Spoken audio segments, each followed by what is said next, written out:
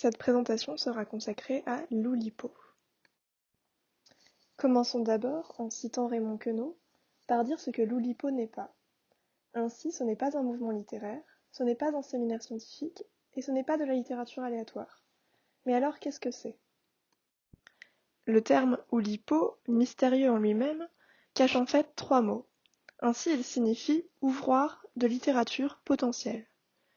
Ou donc pour ouvroir, nom masculin, établissement de bienfaisance où des personnes charitables se livraient à des travaux de couture. Dans les communautés de femmes, lieu où les religieuses s'assemblent pour travailler. Lit pour littérature non féminin du latin literatura, écriture. Ensemble des œuvres orales ou écrites qui visent à une valeur esthétique.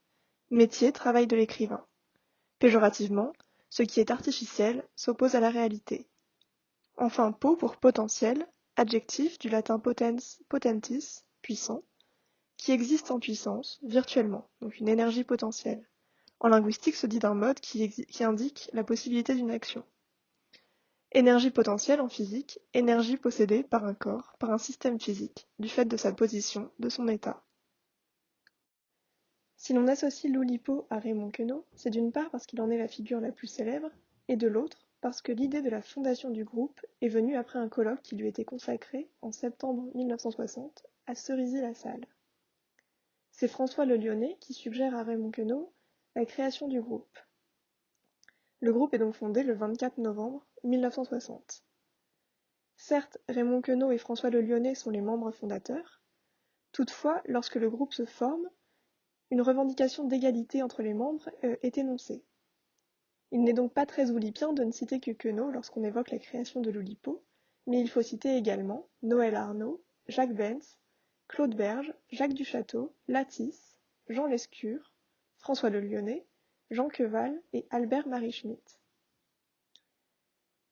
Le groupe a vocation donc à explorer le lien entre les mathématiques et la littérature, notamment à travers l'algèbre, la topologie et la création assistée par ordinateur. Il cherche aussi à explorer les vocabulaires particuliers. Il s'agit d'une littérature sous contrainte, qui doit permettre de stimuler la création. Le groupe se distingue fortement du mouvement surréaliste auquel Queneau a pris part et qu'il a quitté. La littérature n'est pas pour les oulipiens une inspiration pure, elle n'a pas un caractère aléatoire, et il refuse ainsi le hasard, l'inspiration magique et l'inconscient. Au contraire, il s'agit d'exercer un très fort contrôle par la primauté qui est donnée aux structures, que donc les oulipiens vont tenter d'explorer. L'Oulipo est un groupe qui répond à quelques règles simples. Pour y entrer, il faut être coopté à l'unanimité, il ne faut pas avoir demandé à y entrer, il est impossible d'en être exclu, il est impossible de démissionner, et il n'y a pas de hiérarchie. Afin de comprendre ce que font les oulipiens, il est plus aisé de leur laisser la parole.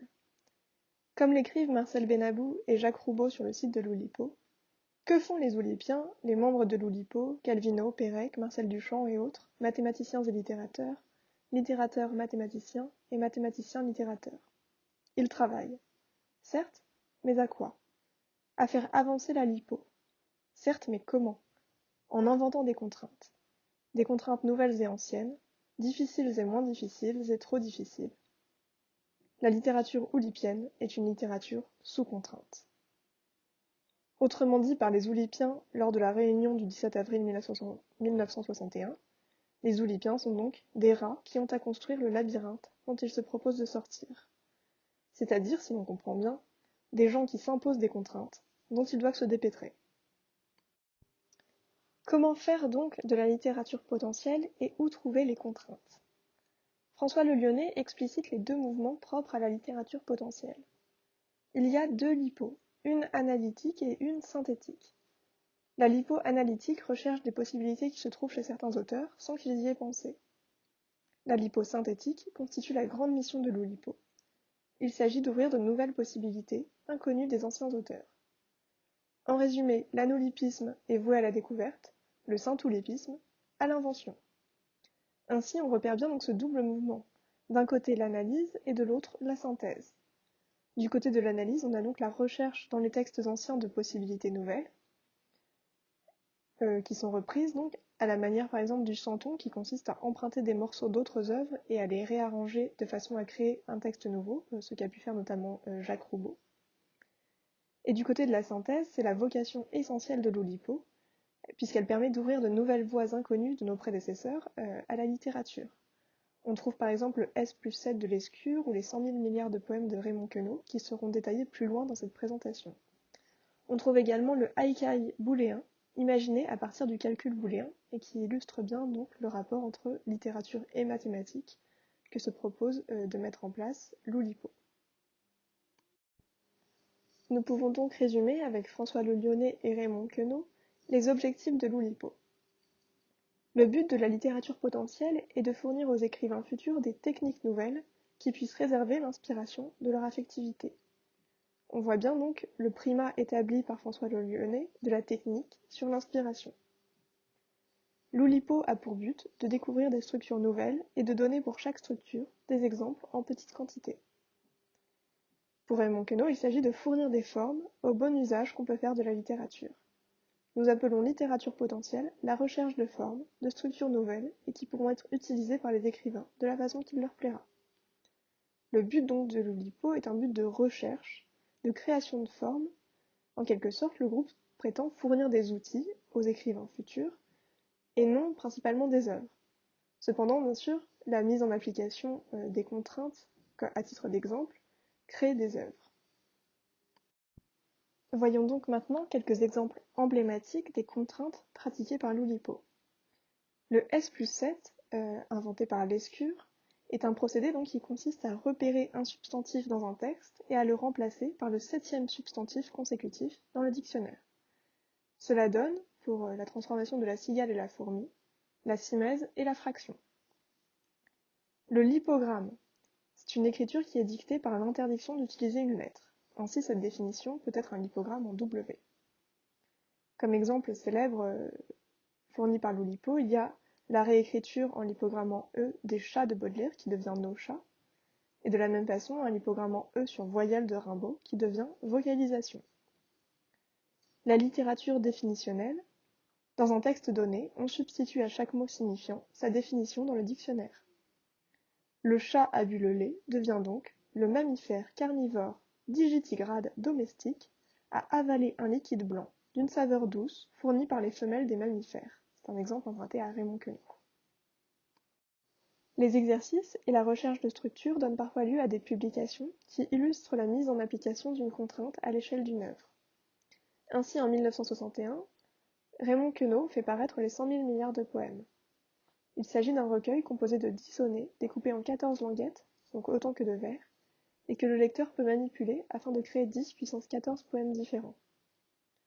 En 1969 paraît La disparition de Georges Perec, un livre entièrement écrit sans la lettre E, l'une des plus utilisées de l'alphabet. Il s'agit donc d'un lipogramme en E porté à l'échelle d'une œuvre. À titre d'exemple, voici la première phrase du roman. Anton Voil n'arrivait pas à dormir. Il alluma. Son jazz marquait minuit 20. Il poussa un profond soupir, s'assit dans son lit, s'appuyant sur son polochon. Il prit un roman, il l'ouvrit, il lut, mais il n'y saisissait qu'un imbroglio confus. Il butait à tout instant sur un mot dont il ignorait la signification.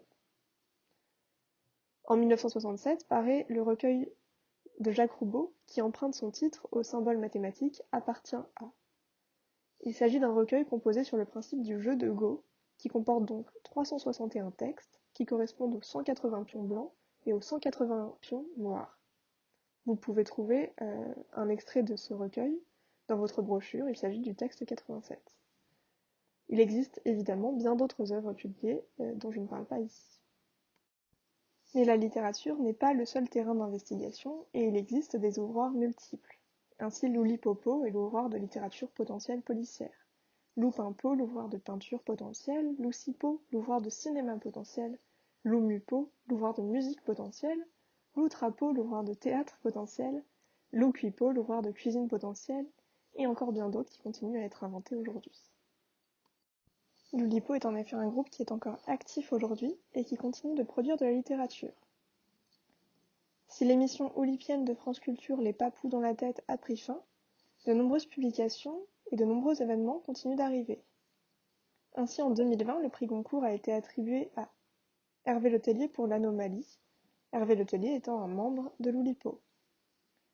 Les Oulipiens ont également publié pour Noël 2020 les Lettres au Père Noël, vraies lettres inventées. Enfin existent les Jeudis de l'Oulipo, que vous pouvez trouver en ligne. Il s'agit de réunions en collaboration avec la BNF. L'Oulipo est donc encore très actif et n'a pas fini d'ouvrir de nouvelles voies à la littérature.